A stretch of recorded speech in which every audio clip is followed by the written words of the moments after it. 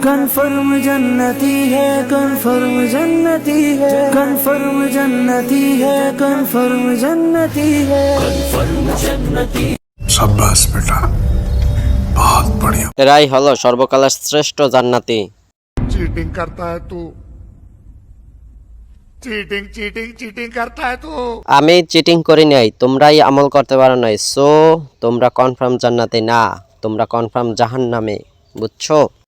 समझ रहे हो, समझ रहे हो आप, समझ रहे हो ना। ভাই রে ভাই, জীবনে কাটটা ছিলাম যে এখন পর্যন্ত জান্নাতি কোনটা আর জাহান্নামী কোনটা, কি কেস করলে জান্নাতি হয়, কি কেস করলে জাহান্নামী হয়, কিছুই বুঝলাম না। কি বলেন দর্শক? হ্যাঁ, দর্শক, এরা যদি জান্নাতি হয় তাহলে জাহান্নামী কারা, দেখে আসি একটু। হ্যাঁ। So guys, let's go.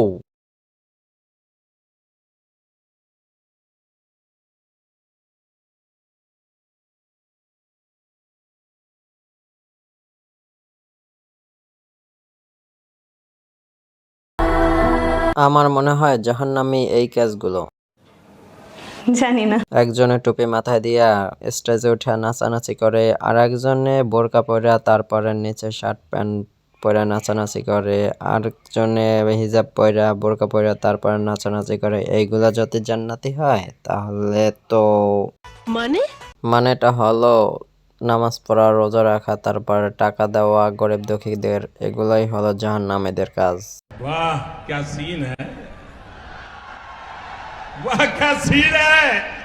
হ্যাঁ, কি সিন, হ্যাঁ ভাইয়া, কি সিন, কি বলবো দুঃখের কথা, এগুলাই দুনিয়ার নিয়ম নীতি আর দুনিয়ার সিন, বুঝছেন? কি বলবো ভাই দুঃখের কথা, জীবনটা আমার দুঃখের আউ আউ।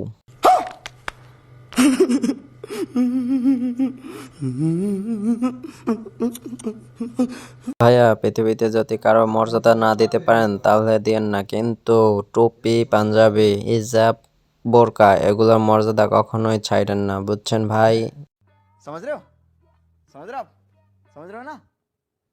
সো গাইজ, আজকের ভিডিওটি এই পর্যন্ত। সো ভিডিওটি ভালো লাগলে তাহলে লাইক কমেন্ট শেয়ার করবেন আর সাবস্ক্রাইব করে আমার পাশে থাকবেন। খোদা হাফেজ, আর মনে রাখবেন সাকিব।